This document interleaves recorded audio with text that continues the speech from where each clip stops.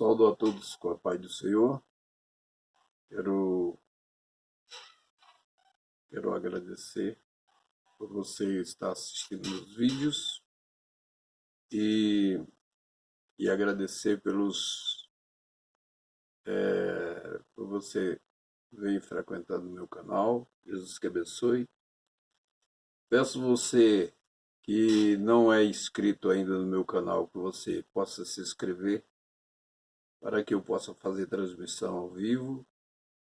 E eu peço para você dar aquele like, dê aquele like aqui embaixo, você dá aquele like, se inscreva no meu canal, faça seu comentário ou alguma pergunta para mim te responder. Pergunta bíblica, e eu vou responder com todo amor, eu vou lhe responder para você. E Jesus que abençoe. Vamos lá, o assunto. Nós temos aqui muitas perguntas aqui que as pessoas fazem. As perguntas que eles perguntam aqui se a diferença, qual é a diferença entre o arrebatamento da igreja e a segunda vinda de Cristo. O arrebatamento da igreja, Cristo vem entre nuvens. É secreto, porque é entre nuvens e rapidamente. Rapidamente ele vem e leva a igreja. O arrebatamento da igreja é realmente uma coisa muito rápida. É uma participação só da igreja e é muito rápida. Portanto, se prepare, porque vai ser realmente muito rápido. Não vai dar tempo para a pessoa se preparar no momento. Então você tem que se preparar. 1 Tessalonicenses 4:17. E ele virá entre nuvens. E a segunda vinda de Cristo também muito gloriosa e maravilhosa, no final da grande tribulação. Mateus 24:30 e Apocalipse 1, versículo 7. E Apocalipse 19, de 11 a 16. Todo olho verá. Todas as pessoas vão vir por causa que a televisão vai filmar a descida do Rei da Glória. Jesus vem e desce em Israel, em Jerusalém, a cidade do grande rei. Ele pisa no Monte das Oliveiras. E é muito maravilhoso. Você pode conferir em Zacarias 14, versículo... Zacarias 14, versículo 4. Tem pessoas apostando que vai ficar para a grande tribulação. Mas não queira ficar na grande tribulação, porque a grande tribulação vai ser muito perturbador. Quem fica vai tirar o seu sono se você ficar para a grande tribulação. É isso aí. Agora vamos para a segunda pergunta. A pergunta é sobre a predestinação. Se somos predestinados, por que pregamos o Evangelho? Ora, o Evangelho é quem liberta. O Evangelho é uma semente. Boas novas, né? Como diz. E é através do Evangelho que somos libertos.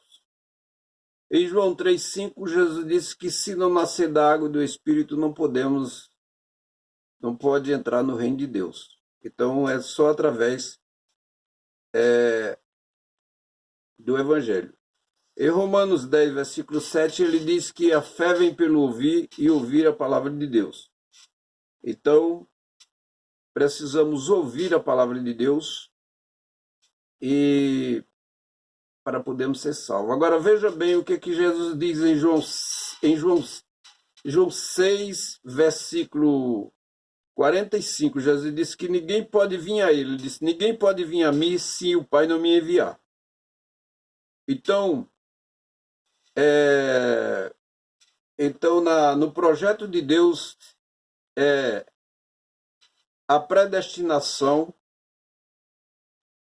a eleição, a predestinação, nós vamos a Cristo para sermos justificados e no futuro nós sermos glorificados. Eu sei que tem muita gente que não aceita, não vai dar para nós respondermos todas essas perguntas aqui nesse momento, mas é importante que você saiba que a predestinação é bíblico e está na palavra de Deus. Outra pergunta que fazem aqui é: o salvo pode perder a salvação? Eu, pelos meus conhecimentos na palavra de Deus, eu digo que não há essa possibilidade da pessoa perder a salvação. Primeiro, se você está salvo, como que você vai perder a salvação? Se o Senhor te salvou, se você está salvo, como é que você vai perder? Se você perder a salvação, você não está salvo. Agora, essa é a lógica, né? Agora, veja bem uma coisa aqui. Os argumentos que eles apresentam nas Escrituras, esses pastores e muitas pessoas apresentam esses argumentos que a pessoa pode perder a salvação, em Mateus 24, 13, que diz: aquele que perseverar até o fim, esse será salvo. Ora, ele aqui, naquele versículo, ele não está falando sobre salvação de ninguém. Ali está falando sobre um livramento que Deus vai dar a Israel na grande tribulação. Outros versículos que eles apresentam também é, por exemplo, Lucas, capítulo 11, versículo 24. A volta dos 7 espíritos piores. Piores que aquele primeiro. O estado da pessoa fica pior do que aquele primeiro. Essa pessoa, ele está recebendo demônios outra vez porque ele não foi liberto. Entendeu? Aí a igreja pentecostal diz que a pessoa perde a salvação e o demônio volta outra vez e é aquela confusão. Isso não é verdade. Uma pessoa que ele recebeu o Espírito Santo, o demônio não entra mais nele. Outro versículo que eles apresentam também aqui, 2 Pedro capítulo 2 e o versículo 22.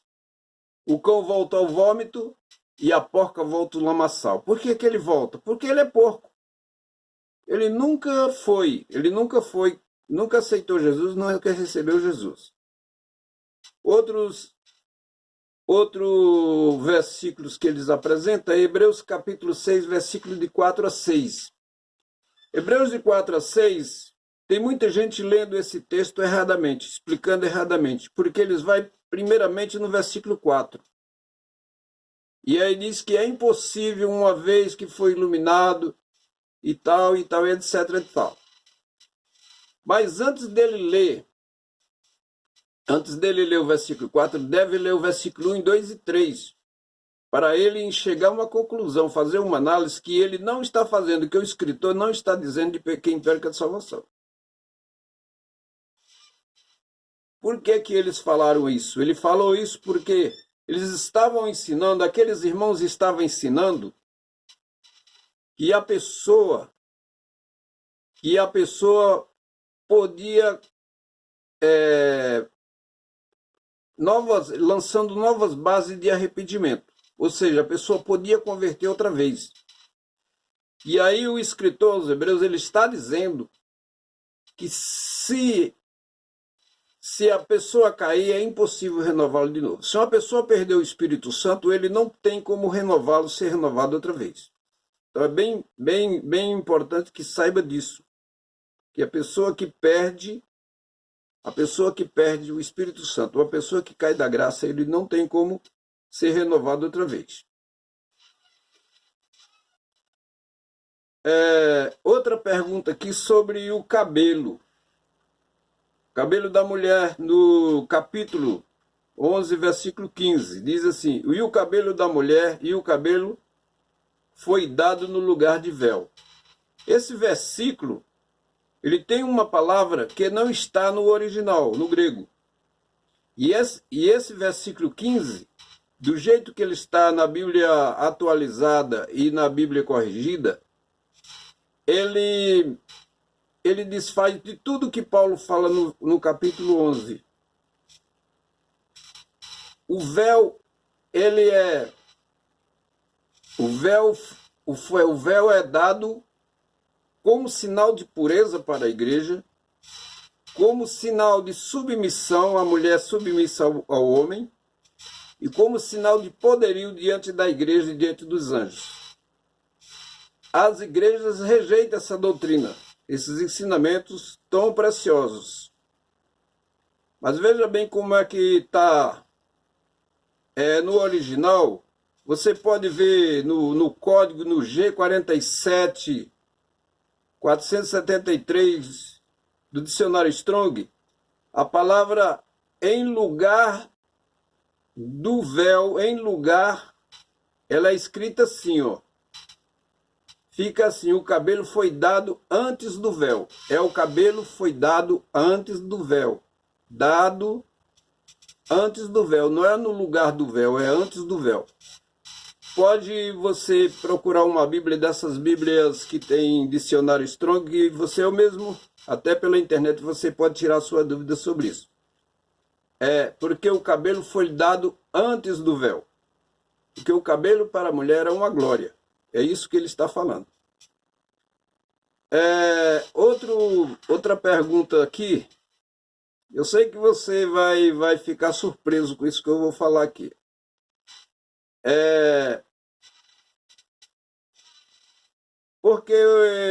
Porque o batismo no Espírito Santo não se encontra em 1 Coríntios capítulo 12, versículo de 8 a 10. Porque esses dons aqui, eles são opcionais. E o batismo com o Espírito Santo é para toda a igreja, ela é coletiva. Por isso que ele não está aqui, o batismo com o Espírito Santo. E pode conferir isso em 1 Coríntios capítulo 12, versículo 30 e 31. Paulo disse que procura com zelo os melhores dons. Então é isso aí. O batismo no Espírito Santo, ele era uma promessa lá em Joel capítulo 2. E ele agora já não é a promessa, porque todos nós fomos batizados no Espírito Santo em 1 Coríntios capítulo 12, versículo 13. Pode conferir lá. O batismo com o Espírito Santo, eu tenho estudo completo sobre esse assunto. Eu sei que você não concorda, mas precisa estudar a Bíblia. Quinto, o que acontece depois da morte? Provérbios 15, versículo 24, ele diz: para o sábio entendido há o caminho que leva para cima, a fim de evitar o inferno embaixo. Depois que você morre, qualquer pessoa quando morre, o espírito sai, ele sai pelas narinas da pessoa. Ele sai e ele fica flutuando um certo tempo aqui nos ares aqui. Vê todo mundo, porque o espírito tem boca, tem nariz, ele vê, tem olhos e uma mente nítida. A pessoa, depois que morre, o espírito da pessoa, ele tem uma mente nítida. Ele sabe que ele morreu, ele sabe de tudo. Então não fique pensando que qualquer pessoa que morreu, ele não fica sabendo, ele sabe de tudo. E ele recorda os pecados dele, sabe tudo. Só que o crente em Jesus, ele não tem essa lembrança aqui, ele não fica preocupado, as pessoas que estão em Cristo, ele não fica preocupado com o pecado, porque ele sabe que Jesus já levou na cruz, que ele já foi perdoado. E então o anjo do Senhor leva ele para o céu. Veja lá em Lucas, veja Lucas lá no capítulo 16, o versículo 23. Pode ler o capítulo todo até o versículo 31, você pode ler para você ver. Ali não é uma parábola, viu? Lucas 16, 19 a 31 não é uma parábola. Mas no versículo 23 ele diz, ele mostra que ele estava nitidamente. Então quem morre vai ou para o céu, se aceitou Jesus, ou desce para baixo, para o inferno. Provérbios 15 e o versículo 24. E Lucas 16, versículo 22.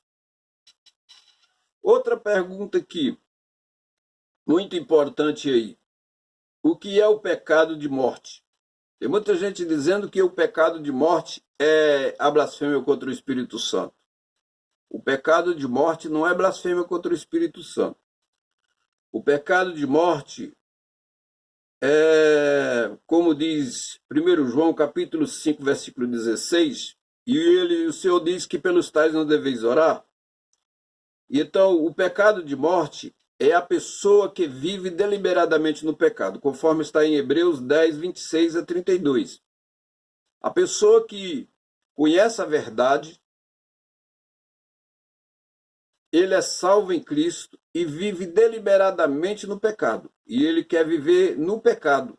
Ele não quer deixar o pecado e quer viver no pecado. Então, o Senhor pesa sobre ele. O versículo 26, ele diz que já não resta sacrifício para aquela pessoa. Isso não quer dizer que ele não é salvo. Isso quer dizer que Deus vai tratar dele com disciplina. E em muitos casos, Deus leva até a pessoa à morte. Pois é. Você pode ver, por exemplo, 1 Coríntios, capítulo 11, e o versículo 29 e 30. E ele diz que há muitos fracos e doentes e não poucos que dormem. Então, o pecado de morte não é blasfêmia contra o Espírito Santo. Fique tranquilo que um crente em Cristo Jesus não peca de morte. Ele não peca de morte, ele não peca, ele não blasfema contra o Espírito Santo. Pelo menos eu nunca vi isso na Bíblia.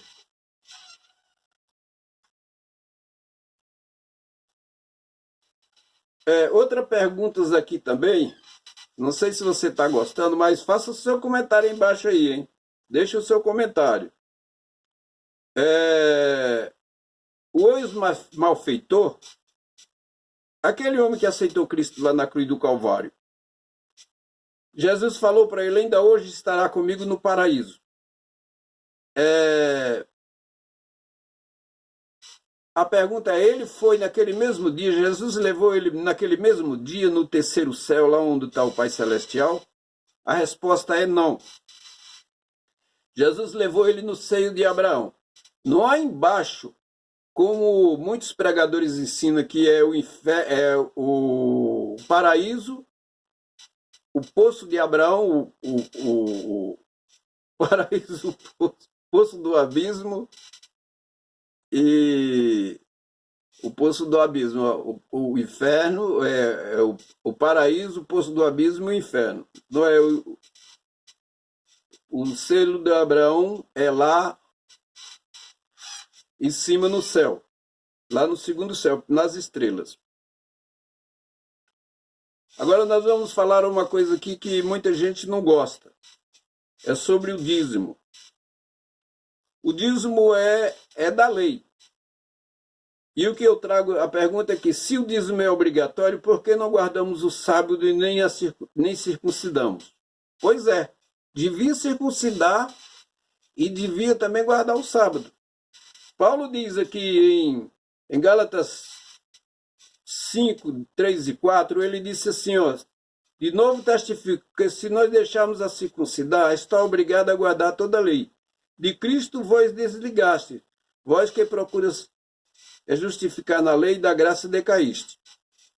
E lá em Tiago, capítulo 2, versículo 10, diz que se guardamos toda a lei, mas tropeçamos em um só mandamento, somos o culpado de todos. Outra coisa aqui, a Bíblia nos dá direito a divórcio, bem rapidinho aqui. A Bíblia dá direito a divórcio no caso de infidelidade conjugal. Você pode perdoar e viver com a pessoa se você quiser. Você pode viver com ela. E você pode divorciar também. Agora, em 1 Coríntios, capítulo 15, versículo 7, versículo 15, se a pessoa quiser, você mora com o incrédulo, o homem ou a mulher, você mora com o incrédulo, aí termina ou com a incrédula, aí ele ou ela resolve se abandonar. Você não fica sujeito a isso. Você pode casar outra vez, já que ele te abandonou. Porém, você faça tudo isso com cautela. Busca primeiro a Deus, ora a Deus, tudo isso. Não vai fazendo uma coisa, saindo de um relacionamento, entrando no outro rapidamente, porque depois vai lhe causar muitos problemas para você. Busque a Deus, ore a Deus, jejuma. Você pode até ficar olhando a pessoa, procurando alguém, mas você fica olhando, buscando a presença do Senhor. E Romanos 7, de 1 a 3 também.